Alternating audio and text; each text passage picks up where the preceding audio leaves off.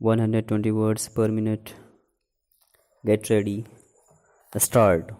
In LAR number 317 of 1993, which related to another acquisition, though it had gap of just 10 days with the acquisition in question. Reference code therein applied only 50% deduction and determined market value at rupees 150 per square meter, looking to the size of the land of individual tenure holders acquired in the acquisition in question. Reference code in its award dated 3/11/2003 has found that a further deduction of 20% would justify to arrive at an appropriate market value for the reason that the area of acquired land of tenure holders in question is very large, inasmuch as exemplar salary dated related to area of land and sold out thereunder to the extent of only 85 square meter and 223 square meter, while area of acquired land of appellants is more than 10,000 square meter. Rates which are applicable to a smaller piece of land which is also capable of use for residential and commercial purposes may not be applicable to a bigger chunk of land, since number of buyers in such case would be much less. This is what has been discussed and observed by courts time and again. Average deduction comes out to about 31% to the rates at which the 85 square meter and 223 square meter land was sold under exemplar sale dated 14/1/1991 and 18/6/1991, which were relied in LAR number 317 of 1993, decided on 16/10/2003.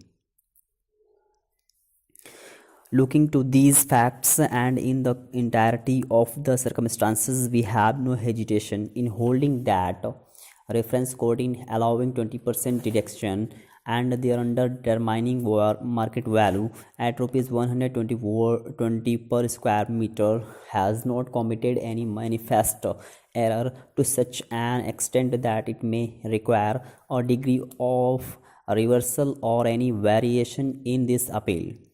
The appellate court should not interfere with the judgment of court below simply as a matter of right.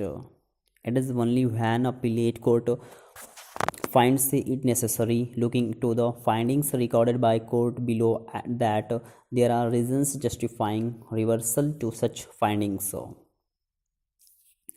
In SBR Mudaliar by LARS and others versus Raja Bu F. Buhari Mr. by LARS and others AIR 1995 SC 1607 court in paras 14 and 15 of the judgment has upheld the contention that though appellate court is within its right to take a different view on the question of fact, but that should be done after adverting to the reasons given by trial court in arriving at the findings in question.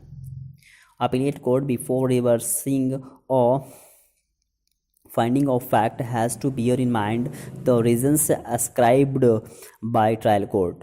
Apex court relied and followed earlier decision of Privy Council in Rani Hemant Kumari versus Maharaja Jagadhindra Nath 10 CWN 630, and in para 15 of the judgment said,